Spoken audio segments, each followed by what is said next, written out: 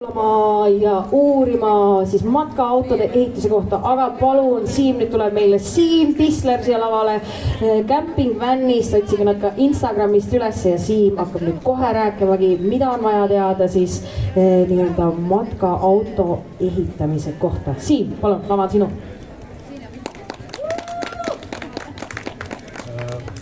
Tere kõigile! Tere kõigile! Ma olen siis Siim, nagu korduvalt juba öeldi, ja olen siis üks camping-vanni asutajatest. Ja camping-vannis me tegeleme siis igapäevaselt matkaautode ehitusega ja just siis kaubikust ja nullist ehitusega.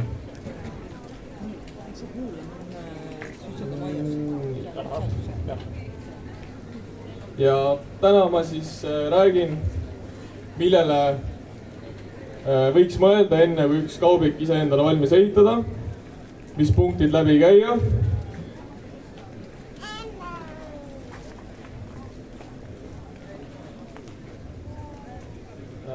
Räägin lähemalt siis eelarvest, ajakulust,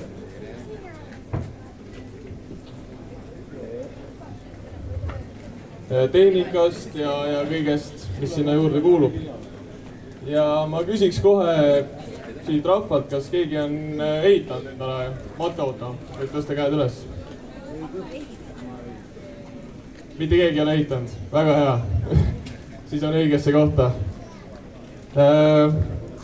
Siis ma räägin ühe loo, kui me alustasime camping-vanni, siis meil oli mõte, et teeks ühe ägeda matkaauto ja hakkaks seda siis välja rentima. Hakkaks seda välja rentima ja noh, plaan iseenesest väga lihtne, kui vaadata veel YouTube'i videosid ehitusest.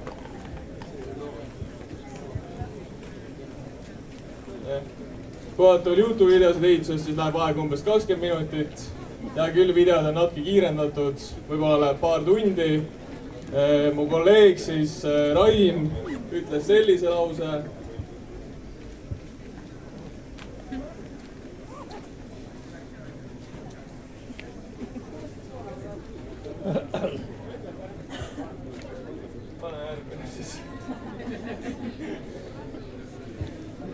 Mis seal siis on, paari päevaga teeb valmis.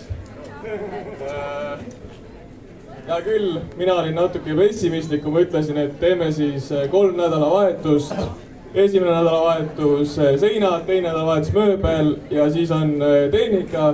Ja pühapäeva õhtul võtame külmikust õlled välja ja tähistame.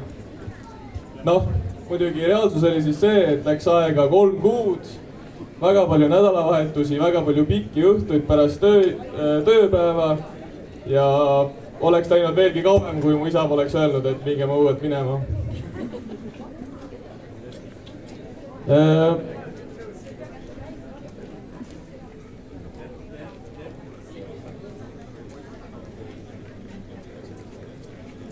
Ja üldjuhul siis tulevad siis meile ka klientide poolt päringud.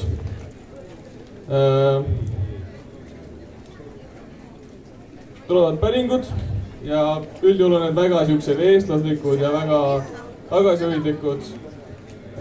Aga samas väga palju informatsiooni seal siiski on ja see päring algab stiilis, tsiteerin ühte päringut, sooviks matkaaautot, palju maksab, küsimärk, punkt.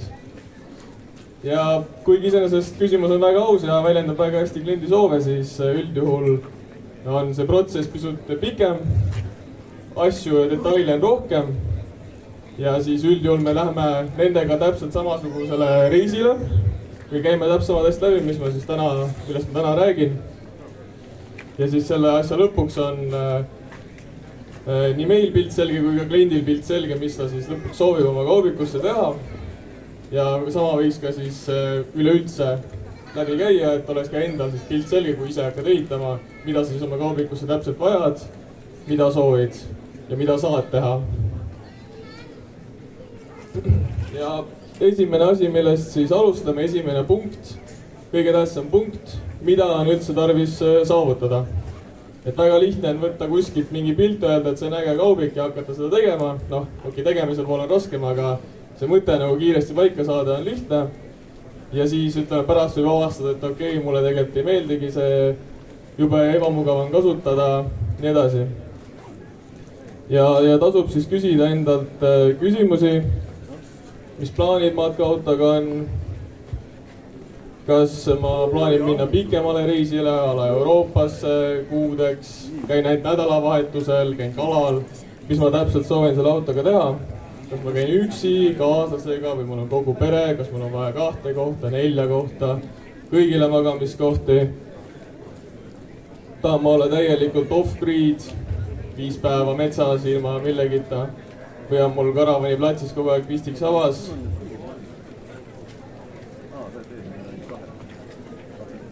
Ja siis samamoodi ka, kui suure kaubikuga ma üldse nõus olen sõitma, kui osav sõitja ma olen.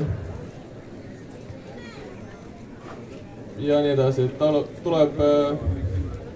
tuleb siis korralikult läbi mõelda. Ja kuna ütleme järgmine teema, millest me räägime, on siis eelarve, et kui esimene suund sai paika, et enam-vähem on nüüd teada, mis ma teha soovin, mis olla võiks, siis tuleb kohe hakata otsa vaatama oma rahadele. Ja me tegime mõned kuud tagasi siis väikse uuringu nende seas, kes olid endale kaubiku ehitanud. Vasakul pool siis inimesed palju arvasid, et neil kulub, see on siis ainult materjali kulub. Arvati, et kulub circa 2,5 kuni 5,000 eurot materjalidele, pooled arvasid seda, teised arvasid natuke rohkem ja üle 10 000 peaaegu keegi eriti ei arvanud, et kulub materjalidele. Ja siis küsisime need samad inimestelt siis, et palju tegelikult kulus. 2500 ja 5000 ei saanud enam nii palju hakkama, osadel läks üle 10 ja 15 000, oli ka palju rohkem vastanuid. Et paraku nii on, et eelarve üldjuhul võib paisuda ja tasub kindlasti väga hästi läbi mõelda, palju seda võimalusi üldse on. Ja palju siis raha üle on, kui oled kaubiku endale ära ostnud. Ja eelarvest sõltub siis väga palju, et saab meie klassikaline näide, aku saab osta 300 euro eest, aku saab osta ka 2000 euro eest, materjali saab osta 100 euro eest, saab osta 1000 euro eest, see nii sõltub ja sellepärast tuleb seda eelarvet päris korralikult jälgida, et ikkagi kõik asjad sisse saaks, mis vaja on. Üldjuhul meie tagasihoidlik arvamus asjast on siis see, et kuskil 3000 eurot võiks olla materjalide raha, pärast kaubikut siis. Et siis saab teha valmis üpris algelise süsteemi, üpris algelise mööbli, aga saab nagu korraliku asja saab siis tehtud. Loomulikult, kui on rohkem raha, saab rohkem tehnikat sisse panna. Meil keskmised ehitused jäävad umbes sinna 10 ja 20 000 vahele, just siis ainult materjalide pool. Ja muidugi, kui on raha laialt, siis saab ka 30, 40, 50, alati saab rohkem panna. Siin kuskil on üks kaubik, mis näeb väga uhke välja, sinna on kindlasti väga palju pandud. Ja seal see piir on nagu piir on isegi võimalik, võib öelda, et isegi keeruline leida. Ja kõik need siis hinnaklassid muidugi loomulikult eeldavad seda, et kõik tööd tuleb ise ära teha. Et sinna sisse ei mahu siis ei kellegi teise tööd, ei mahu ka seda, et on keegi teine paneb paneelid või mis iganes, et kõik siis tuleb ise ära teha, et siis tuleb ka väga, ütleme võrdlemisi palju pealehakkamist peab olema, et ise ära teha.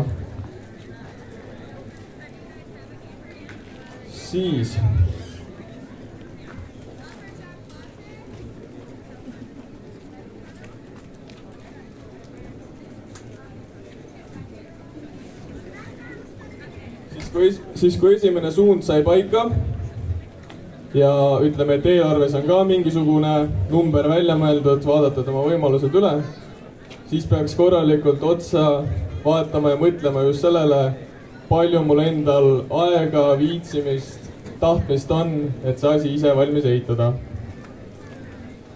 Et kõige siis kriitilisem teema, nagu ma ennem ka ütlesin, et meil läks oluliselt üle tähtaja, sest et me ei osanud arvata, et neid töötunde nii palju tuleb. Kindlasti leiab ka inimesi, kes on teinud valmis oma kaubiku 1 päevaga, müts maha, aga üldjuhul me oleme leidnud, et kuskil miinimum 500 töötundi tuleb sisse panna, et sihuke keskmine kaubik valmis teha. Põhjalikumad ehitused juba sinna 1000 töötunni juurde, ehk siis kui üksi teha nädalavahetustati, see on ikkagi kuude ja kuude pikkune ettevõtmine, et see asi valmis teha. Ja lisaks tuleb juurde kõik see õppimise tunnid, shoppamised, kõik asjade otsimised, YouTube'i videod vaatamised, tunde ja tunde saab sinna matta ja endale selgeks teha, mida ja kuidas üldse asju tehakse. Ja samamoodi siis peab olema ka koht, kus seda teha. Suvel, kevadel saab õues teha, oleme ise ka teinud. Esimese kaubikus tegime õues, väga okei, talvel teha õues. Peab natuke tahtmist olema ja kindlasti ka tööriistad peab soetama, need ei ole ka eelarves. Et tööriistu on omajagu vaja, et see asi valmis teha. Ja siis loomulikult kui enda aeg ja panus, enda soovid võib-olla ei ole täielikult ise valmis teha, siis alati saab ka teenust sisse osta. Selle jaoks meie siis olemegi olemas, et teenust sisse osta. Ja kindlasti, kuna mina olen siin siis laval, siis ainult Camping Van pakub Eestis seda teenust, keegi teine ei paku. Siin platsi peal ei ole ka ühtegi kedagi teist, et võite siis täielikult kindlad olla, et ainult Camping Vani poole pöörduge.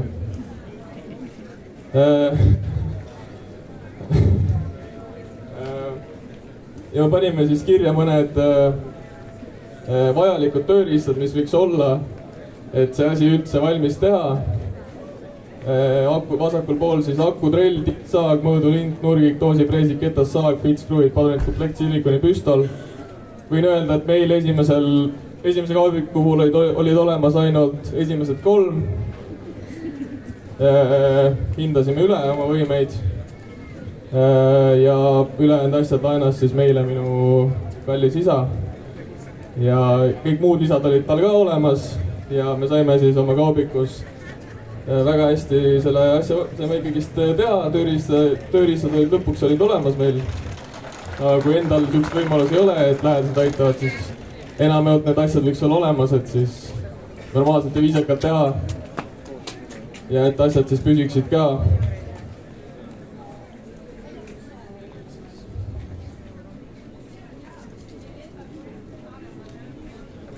Ja siis kindlasti see nimekiri ei olnud lõplik, et me iga päev avastame, et mõni tööriist on jälle puudu, aga jah. Siis kui need eelmised punktid on läbi mõeldud, jõuame siis kaubiku valimise juurde. Ja ka siin on võib-olla lihtne võtta mingi odav kaubik või võtta lihtsalt mingisugune kaubik, mis tundub äge, tundub mõistlik, aga sellele peaks korra otsa vaatama. Meie juures on käinud klient, kes on ostnud endale kaubiku, mis on küll ta on kõrge, aga ta on väga lühike ja nende vaimusilmas on siis plaan teha sinna väga pikk sisustus ja lihtsalt numbrid ei jookse kokku. Ja siis peab hakkama tegema akrobaatikat, et see asi üldse sinna ära mahuks. Kindlasti peab järgi andma mingitest kohtadest, ehk siis tasub korra oma vajaduste peal mõelda ja siis tasub ka kaubikut kas või mõõdulindiga korra seest mõõta, et kas asjad mahuksid ära. Klassik küsimus, lühem versus pikem, nagu ma juba ütlesin, ka sõidu osas. Kui osavad sõitjad olete, et lühem väiksem kaubik, lihtsam sõita, suuremas, rohkem elamuruumi. Ja kindlasti teine osa on siis see kaubiku sisemõõtmed, et iga auto on siis erineva laiuse, kõrguse, kumerusega, nii edasi. Ja põhi siis üks väga hea näide on see just see rist- ja voodilahendus.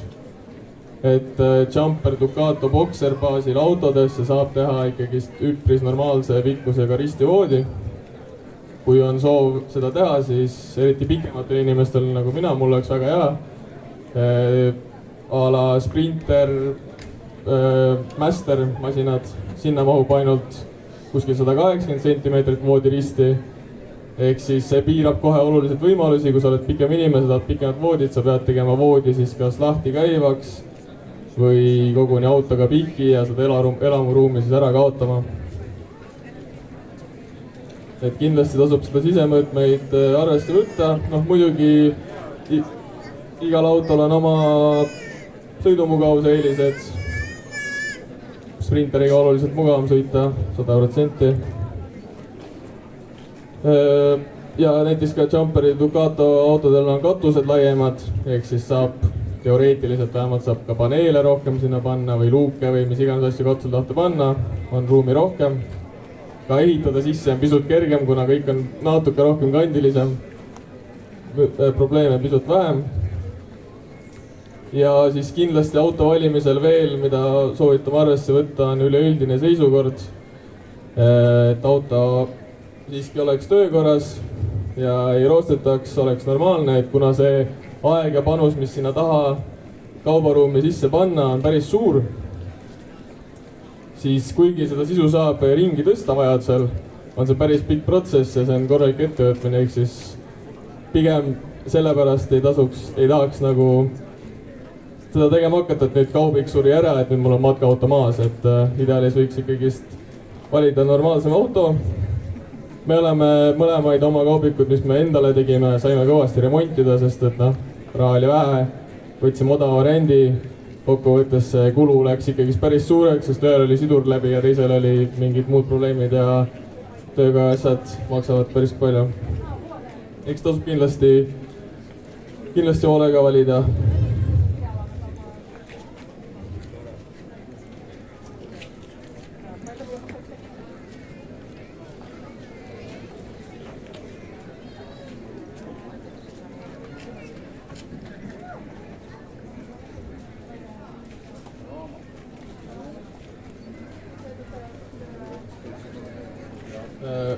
Niisiis, oleme jõudnud siis lõpuks paigutuse juurde, sisu juurde, et suunda saame paika, eelarve saime paika, auto loodetavasti saime ka, ütleme, punktid saime kaetud ja siis me soovitame järgmise asjana mõelda kohe siis paigutuse ja just selle planeerimise peale. Ja esimene, number 1 asi, mis me alati klientidele soovitame, on otsida ja koguda inspiratsiooni. Näiteks täna väga hea võimalus, siin autosid on küll, meie telgi juurest leiab, teiste telkide juurest leiab ka. Saab meie Instagramist inspiratsiooni, kindlasti on ka mõned teised inspiratsioonikohad. YouTube, Pinterest, mis iganes, tasub vaadata ringi, tasub endale salvestada pilte, mis teile meeldib, mis stiil teile meeldib. Siis kui stiil on paigas, inspiratsioon on olemas, siis tasub korra need mõtted välja joonistada, mis teile endale sobiks, mida te erinevates piltides tahate pole kokku panna, kui üks pilt näiteks ei sobi päris hästi nii nagu võiks. Ja kas siis paberile või 3D programmid, me ise kasutame siis SketchUpi, kuhu me üldjuhul, kui kliendiga on nagu läbi räägitud, siis me joonistame välja sisu, kuidas see võiks välja näha, kooskõlastame, mõlemal poolel tekib pilt ette. Kindlasti saab ka lihtsalt paberi peal või Vanspace 3D, mis on pisut lihtsam programm, seal on erinevad kaubikute mudelid olemas, seal saab seda tekitada, seda visualiseerida seda kaubikut endale ette, milliseks ta lõpuks siis võiks kujuneda. Ja see on väga oluline just, et kuna see ehitus läheb pikema poole, siis kindlasti on väga hea, kui on olemas see inspiratsioon, et kui on ikkagi pikad õhtud, siis ikkagi paned edasi, et saaks asja valmis. Ja nüüd 3. punkt on siis juba füüsiliselt seda asja nagu katsetada. Ideaalis võiks juba kaubik olemas olla.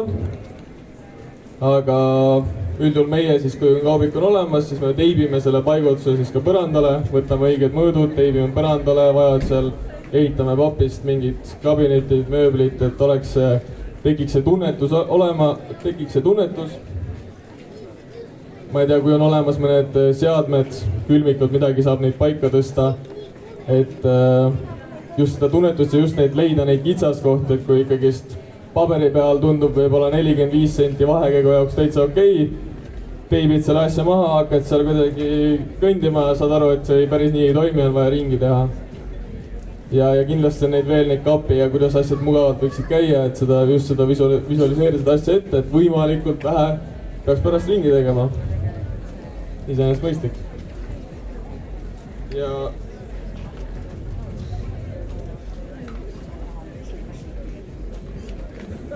Ja neljas punkt on siis see, et ei tasu karta oma plaane ringi teha. Et siin piltide peal on nüüd meie teine kaubik, mis algselt oli väga hea plaaniga, või noh, ütleme normaalse plaaniga, et sul on istumisala, sul on laud, istumisala käib kokku, laud käib kokku, käib suureks voodiks. Ma olin väga rahul, see voodi on mingi 2 meetrit pikk, ülimugav. Aga noh, kahjuks reaalsus osutus siis selleks, et see oli enamus ajast oli selles voodi asendis.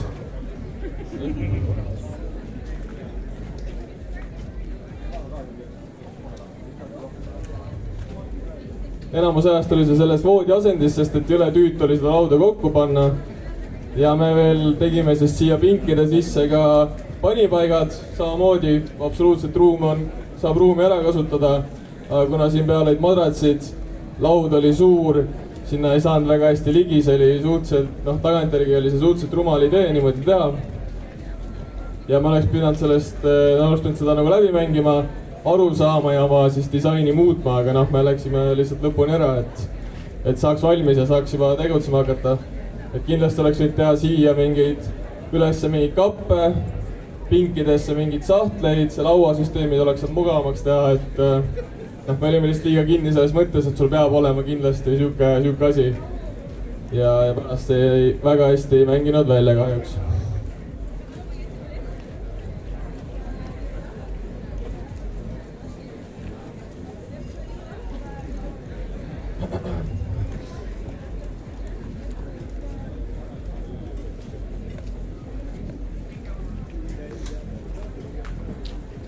Ja nüüd siis, kui see algne paigutuse juures ma räägin siis mõned asjad rohkem lahti just sellest algsest paigutusest ja need on siis kõige kriitilisemad kohad, mis üldjuhul võtavad kõige rohkem ruumi, millele peaks kindlasti rõhku panema ja esimene neist on voodi. Nagu ma juba rääkisin, siis voodi on, kui sa teha autoga risti, sa võidad väga palju elamuruumi, aga kui sul ei ole vastav kaubik, et seda risti teha või sa ei viitsi lõigata mingeid laiendusi sinna sisse, siis sa pead tegema selle voodi teistsuguseks, et sa saaks ikkagi magada, kas ta on siis lahti käiv, kokku klapitav, mis iganes. Pikki autot võib olla mingi pool autot lahendusega. Ja üldjuhul peaks siiski voodi puhul vastama 2 küsimusele ära enda peas, et kas sa oled siis piisavalt lühike, et magada oma autoga risti. Nagu ma ütlesin, risti magamine oleks väga hea, elamuruumi võit. Kui ei ole, vaja ringi mõelda. Ja teine küsimus on siis see, et kas sa viitsiksid tegeleda selle kokku klapitava voodiga. Et on kindlasti inimesi osad, kellele meeldib rohkem tegeleda oma asjadega. Pahaks ei pane. Kindlasti lihtsam, kui sul on kogu aeg voodi nagu statsionaarselt. Minu arvates on lihtsam. Pluss statsionaarse voodi alla saab ka mahutada rohkem asju ära, kui sul on suur elektrisüsteem, suur veesüsteem. Saab mahutada rohkem, ei pea nii palju neid asju pigistama, vaid sul on üldjuhul selle sama voodi alla on sul ruum. Pluss taha tekib veel ka garaažiruumi üldjuhul tekib, ideaalis võiks tekkida. Aga kokkukäiva voodi ees on ka eelised, et ta esiteks teeb su ruumi avaramaks. Kui sul ongi risti ei saa voodit teha, väga hea mõte teha kokku klapitavaks, et säiliks siis see elamuruumi suurus. Ja kindlasti seal saab ka teha stiilis nagu siin on, et see tegelikult on voodi, mis muutub istumisalaks. Et mõttekohad on. Ja see voodi asi tasub enda jaoks välja mõelda, üldjuhul meie ehituse esimene asi ka, kui me hakkame juba seinu tegema või hakkame kuhugi nagu jõudma, siis me üldjuhul mõtleme selle voodi välja, kuidas ta läheb, kuhu ta läheb, kui suur ta tuleb. Et selle järgi juba hakkavad kõik muud asjad kujunema. Ja kui jah, see peab paika saama. siis järgmine suur asi on köök. Samamoodi tasuks välja mõelda, kui suurt kööki üldse vaja on. Et kui palju üldse on plaanis süüa teha, et kindlasti osadele on see A ja O, võib-olla nädalavahetusel te sõidad ainult või näiteks meie rendikogemusel peaaegu üldse süüa ei tehtud, kogu aeg söödi väljas. Et võib-olla köök üldjuhul saab teha näiteks 1,50 m. Iseenesest meil on siin üks kaubik, kus on 1,50 m köök ja seal enam-vähem on nii jaotatud, et 50 senti on kraanikaus, ütleme kuskil 50 senti on see gaasipliit ja siis on 50 senti tasapinda. Aga see on siiski 1,50 m, terve auto pikkusest kaob ära. Et see on konkreetselt seal oli vajalik, aga see võib vabalt olla, et teil ei ole nii palju vaja. Võib-olla piisab lühemast köögist. Ja kui köögi juurde minna, siis kindlasti on see ka tehnika, siin mõjutab seda suurust. Kas on suur kraanikaus, väike kraanikaus, suur külmkapp, väike külmkapp. Külmkappi puhul tasub ka kindlasti välja mõelda, kas on suurt, väikest, võib-olla kirstkülmik. Täiesti oleneb, kui palju te süüa kaasas tarite. Pliit, gaasipliit või on näiteks kraanikaus ja pliit üheskoos.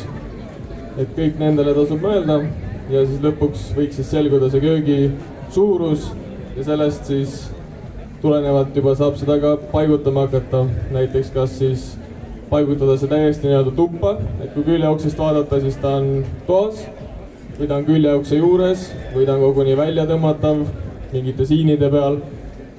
Igal asjal leiab pluss, ühele meeldib, et on toas, saab iga ilmaga toas süüa teha, teisel meeldib, et on küljeokse juures, on mingisugune õhu liikumine toimub õue, väliköök, ei taha toas üldse mingit pritsmeid ega toidulõhna tunda. Mis iganes tuleb enda jaoks läbi mõelda, see köögilahendus, kui palju seda vaja on.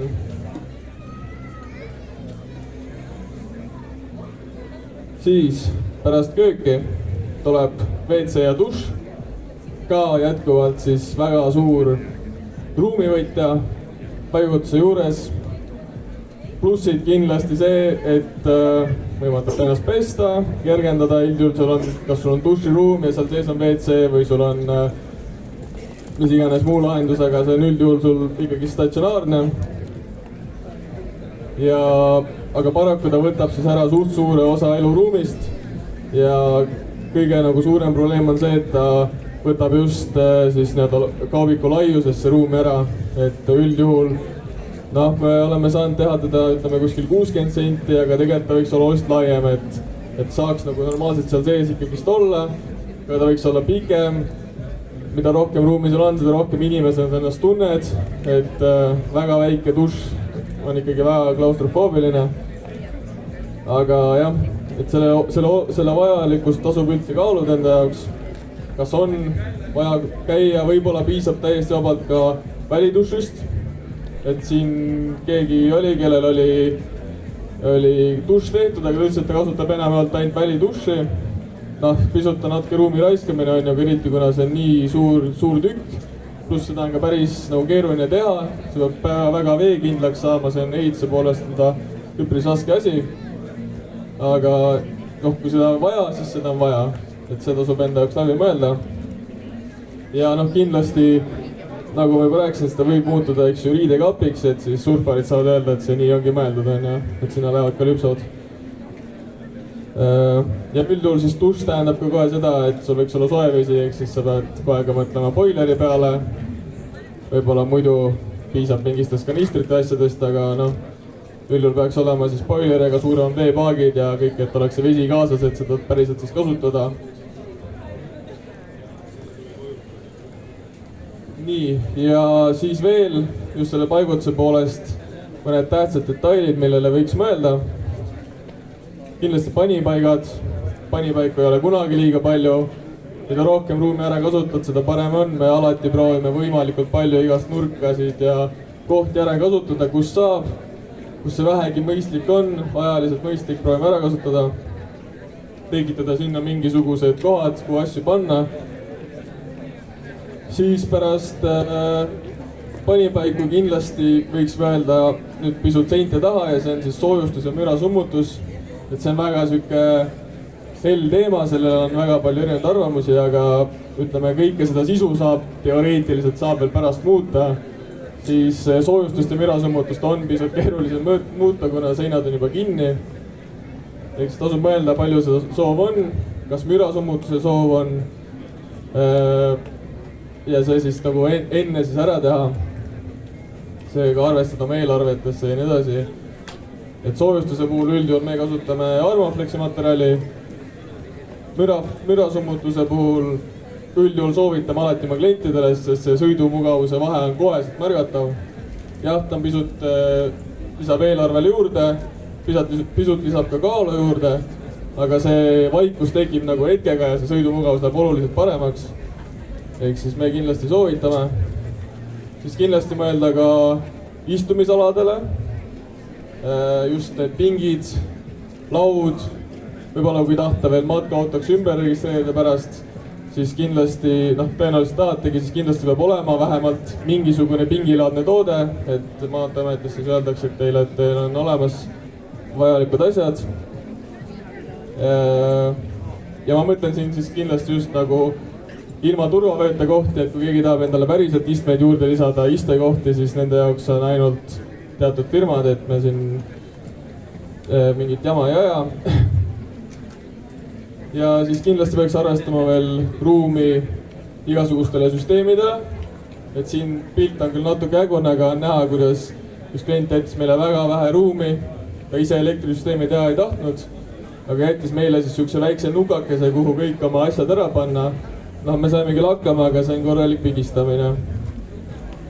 Ja kindlasti siis akendele mõelda, katuseluukidele mõelda. Ja samamoodi siis ka õues viibimisele mõelda, et kas on ainult soov toas olla või on näiteks vaja paigutada ära kuskile mingi suur matkalaud, matkatoolid. Kui nendele enne mõelda, äkki leiab mingi koha kohe algul, pärast mõelda hakkate panema neid kuskile siis X kohta kinni.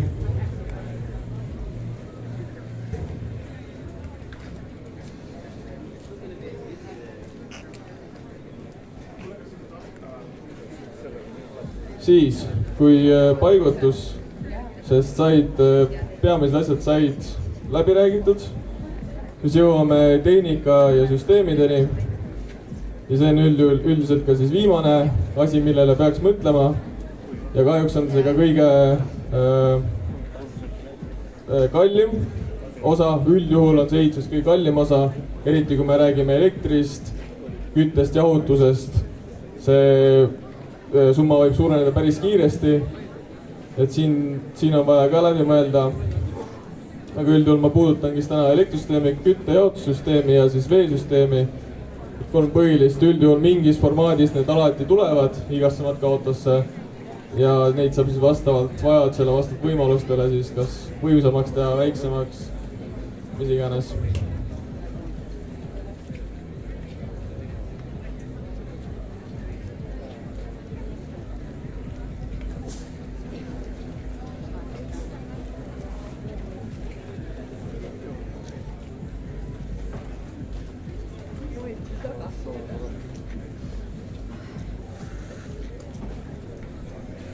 Ja elektrisüsteemi puhul siis üldjuhul me oma klientidega alustame siis ka 2 küsimusest.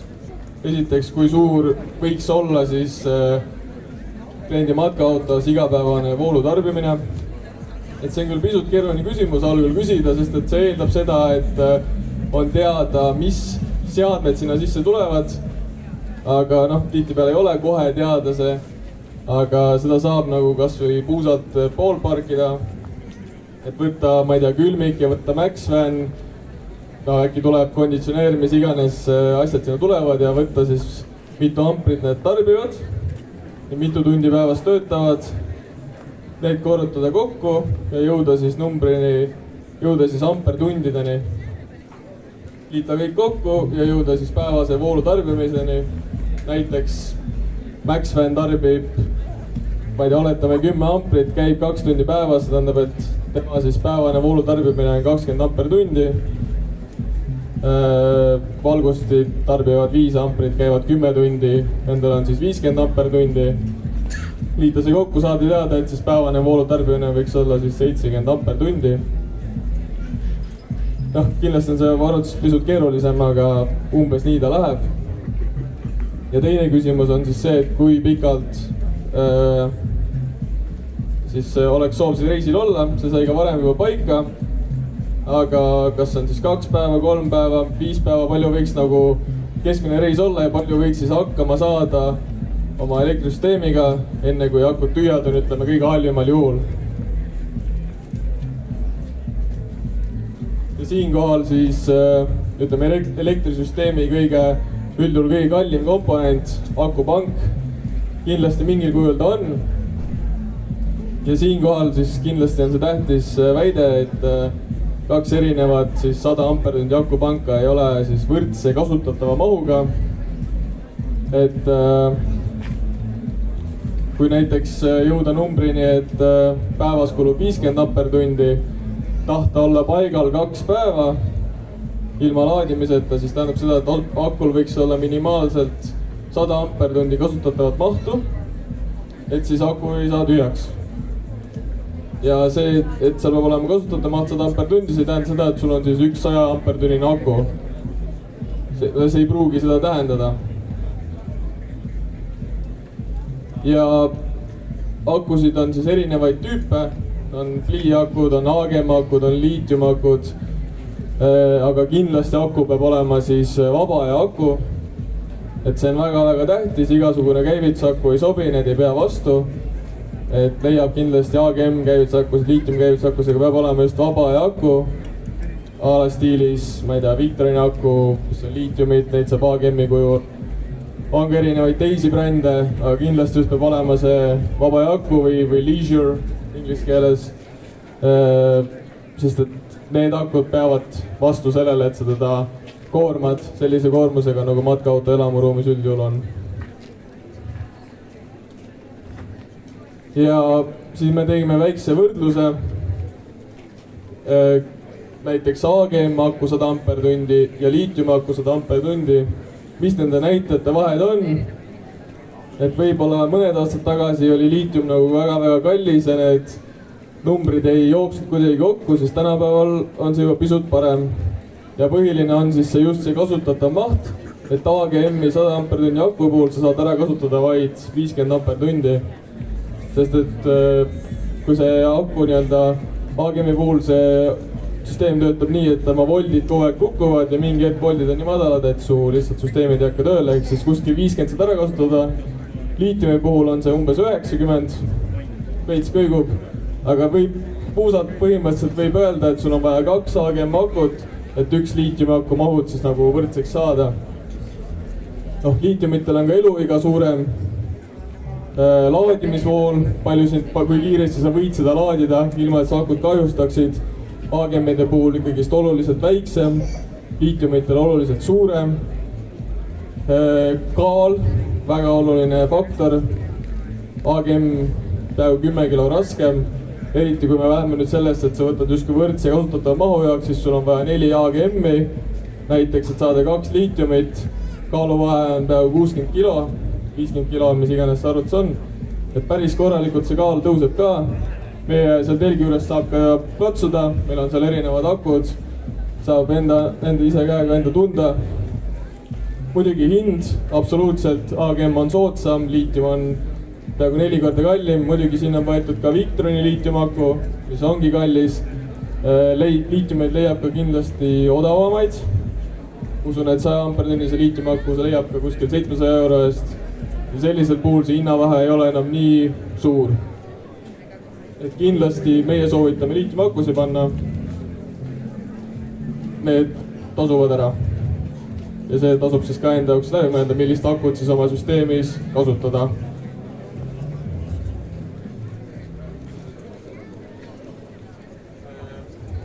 niisiis, kui need akud on paigas, elektrisüsteemi juures esimene osa akud on paigas, jõuame teise osa juurde, milleks on siis see, et neid on vaja laadida. ja üldjuhul on 3 tüüpi laadimist, on siis sõiduaeg laadimine ehk siis auto keneka pealt, päiksepaneelid ja on siis niinimetatud kaldavool. pisut nendest lähemalt, sõiduaeg laadimine on siis üldjuhul kõige põhilisem asi, mida meie oma ehitustes kasutame ja klientidele ka alati soovitame. Et kuigi päiksepaneelid on toredad, siis võimalus saada elamuruumi voolu ainult selle pealt, sa pead auto käima, see on väga hea. Näiteks õhtul, öösel, mis iganes, päikest enam ammu ei ole, pistikut taha sõppa ka ei pane, siis saad ainult auto käima panna, saad korra voolu ja see võiks olla minimaalselt siis olemas. Ja üldjuhul siin on erinevaid variante, kas seda saab lahendada sõltuvalt auto vanusest, saab lahendada seda kas mingisuguse releega või on siis siuke seade nagu Victron Orion, mis on väga hea seade. Meie kaubikutes leiab Orionid ja me soovitame neid väga, et kvaliteetsed asjad. Siis päiksepaneelide kohta, nagu nimigi juba ütleb, siis toodavad siis voolu päikseenergiast ja üldjuhul ka meie kaubikutes on olemas päiksepaneelid. Kuigi jah, nende efektiivsus sõltub väga palju. Eestis saab neid võrdlemisi hästi ikkagi kasutada, kuigi meil see päike on nagu on. Siis ja kolmas variant on siis kaldavool. Üldjuhul see toimub siis akulaadija abil, et sul on siis, kas sul on siis inverterilaadija või sul on ainult akulaadija, et sa paned kaubikule pistiku sappa, 230 volti sappa ja see siis laeb sinu elamuosa akusid. Ja meie üldjuhul paneme tegelikult siis kõigest kolmest kokku, kõik kolm varianti on igas kaubikus olemas. Vähegi, kui me suudame kliendi nagu nõusse saada sellele, et sul on igas olukorras on siis olemas, sul on sõiduaeg laadimine, sul on auto on paigal, päikesega laeb ja kui sul on võimalus pistvoolu kasutada, siis sul on kaldavool, laeb akusid, me kasutame veel sükest asja nagu inverterilaadija. Et siis ka see tekitab siis ka kõik su pistikud, mis sul on, seal on 230 volti otse sealt. Ja kõigist kolmest on väga hea kokku panna see, just siis see akude laadimise osa.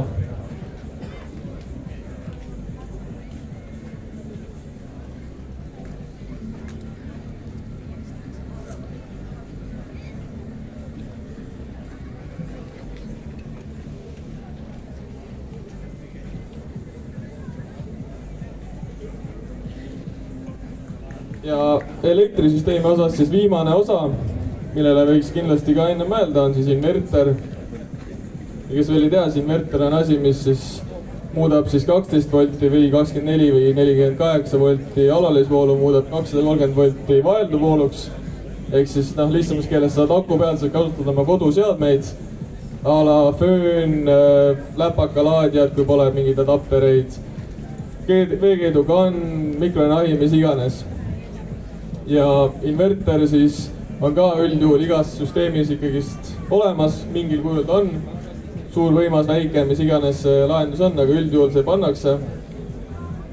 Ja siis üldjuhul on kolm asja, millele me keskendume, millele võiks nagu vastused leida.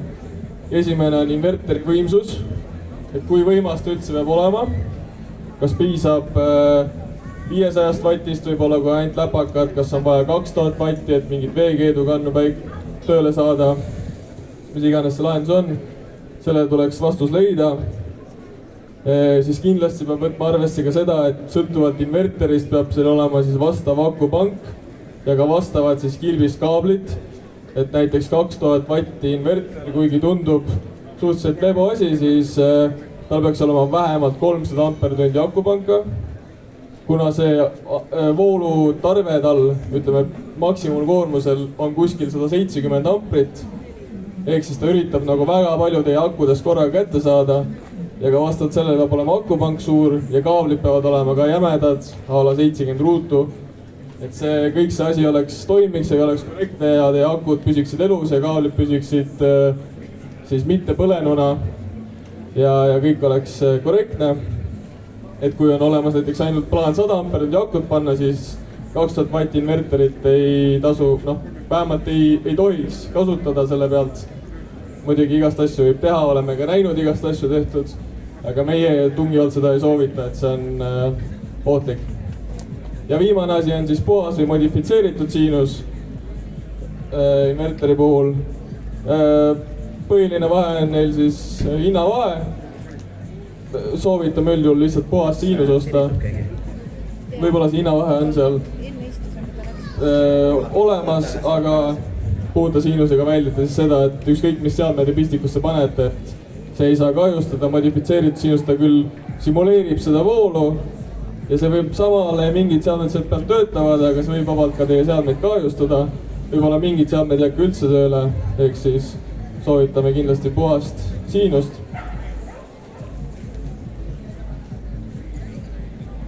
Siis pärast elektrisüsteemi saab rääkida kütte- ja jahutussüsteemist.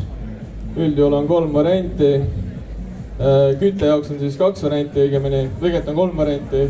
On diiselküte, a la siis kas näiteks diiselpuhurid, diiselsoojapuhurid nagu näiteks Autoterm, Webasto, ka diiseltruuma kombis leiab Hiina puhurid, mis iganes need variandid on. On variant gaasikütet kasutada, mis on gaasipolooni pealt näiteks truuma või Alde vedelikküte. Ja noh, saab ka elektriga kütta, aga üldjuhul seda voolu ei ole, et see on ainult siis, kui on kaldavool. Ja jahutuse poole pealt on siis kas, no sisuliselt tegelikult ainuke variant õigeks jahutuseks on konditsioneer, aga kuna konditsioneerid tarbivad väga palju voolu, siis need toimivad ainult siis kas ka kaldavoolu puhul või siis, kui sa oled tõesti oma akupanka nagu kosmilised summad investeerinud. Tavaliselt seda ei tehta. Näiteks keskmine konditsioneer võib tõmmata kuskil 40 amprit tunnis, see tähendab seda, et 5 tunniga on 200 ampertunni akupank on tühi. Noh, seda saab küll skeilida, aga üldjuhul sul on ka muud asjad, ehk siis see on väga-väga jänune on see konditsioneer. Ja üldjuhul kasutame siis a la mingit kombinatsiooni ventilaatoritest ja luukidest. Maxfan, kindlasti väga tuntud toode, soovitame ka, üldjuhul paneme siis Maxfani ja paneme siis kuskile kaubiku teise otsa, kas ettepoole, tahapoole paneme teise luugi veel, et ta saaks siis selle õhu nagu pöörlema tõmmata. Kindlasti saab teha muidugi mida iganes, konditsioneeri saab panna ka niisama varuks endale, kui on soov ja kui ongi tõesti ainult kaldavoolu pealt. Kindlasti see muudab elu palju mugavamaks, kui sa saad ikkagist päris jahutust saada. Konditsioneeride puhul kindlasti me ei soovita väga odavaid. Oleme ühele kliendile pannud ühe odava konditsioneeri, mida ta ise tõi meile ja ütles, et väga hea on. Kuigi kõik oli vastav, siis toas külma see kahjuks ei teinud. Või noh, ta tegi, aga ta langetas vaid väga marginaalselt. Ja noh, klient sai odavalt siis, tahtis odavat ja hea ja sai siis odava. Et siis kindlasti, kui konditsioneeri peale minna, siis tasub pisut rohkem raha sinna panna, et see oleks ka päriselt siis hea. Ja viimase asjana on siis veesüsteem. Ja veesüsteemiga üldjuhul on 2 klassikalist stsenaariumit. Kas on kraanigaasi all kanistrid, väga lihtne, odav variant, kerge teha. Sul on 2 kanistrit, sul on puhas vesi, sul on must vesi. Puhta vee kanistris on sukkelpump, pumpab vett ja läheb teise kanistrisse ringi. Neid on lihtne vahetada, muidugi need on pisut piiratud, sest et üldjuhul sul on vaja kas mingit lülitit või spetsiaalsegistit, kus pump siis käima panna. Aga väga lihtne algeline süsteem. Teine variant on siis juba paakidega, on surveveepump, paisupaak ja selle eelised on siis see, et ta on palju mugavam. Sa ei pea mingit nuppe vajutama, sul on lihtsalt keera kraani, vesi tuleb, keera kraani kinni, pumpab üle surve üles ja jääb vait.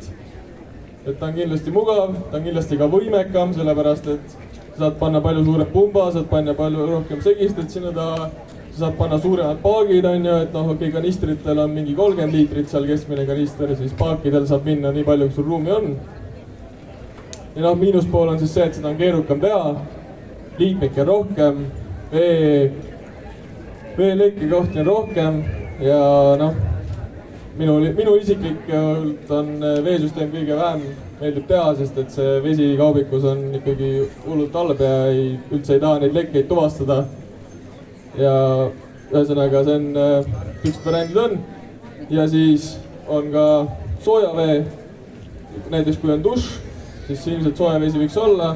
Tasub ka mõelda, kas niisama võiks soojavesi olla, kui kraanist tahta käsi pesta. selle lahendamiseks on 3 varianti. Kõige klassikalisem gaasiboiler, truumakombi, ainult truumaboiler, võib-olla mingisugused instant water heaterid, kui on näiteks välidušš, Camplux töötab väga hästi. Soovitame, kui on tõesti nii, et on väliduššina kasutatakse, et toas see Camplux ei käi, väga hästi toimib, väga tulist vett teeb. Ja on ka diiselboileri variant, samamoodi mingisugused hiinakaid leiab ka truumadiislit. Ja viimane variant on siis kalorifeer. See on nüüd pisut keerukam paigaldada, aga ta võtab siis, see toimib nagu soojusvahetina, see paigaldatakse automootori juurde ja kasutab automootori siis enda soojust, et oma vett soojendada. Aga üldjuhul jäädakse siia gaasiboileri juurde, et kas siis on instant või on siis mingisugune muu gaasi pealt töötav seade.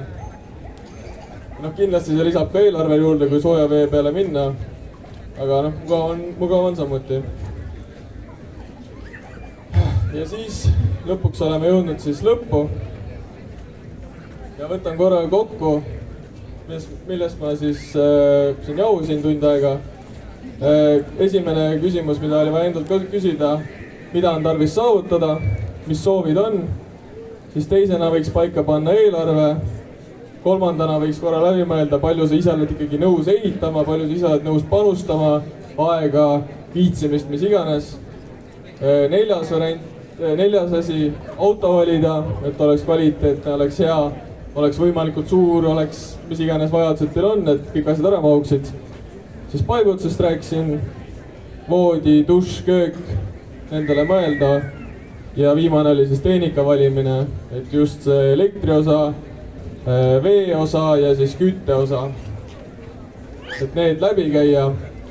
Ja siis viimase asjana on meie poolt kindlasti soovitus, et have fun, et ühesõnaga, kuna see protsess on üpris pikk ja seal on kindlasti omad nüansid ja kindlasti neid probleeme esineb, siis tasub just seda algul seda planeerimise osa endale hästi visualiseerida, et see ikkagi püsiks ees see eesmärk ja kõikidest nendest rasketest ehituskohtadest saaks üle ja jõuaks ikkagi valmis tulemuseni. Ja see on siis kõik. No nii, suur aitäh Siim, aplaus, Camping Van Instagramis, campingvan.ee.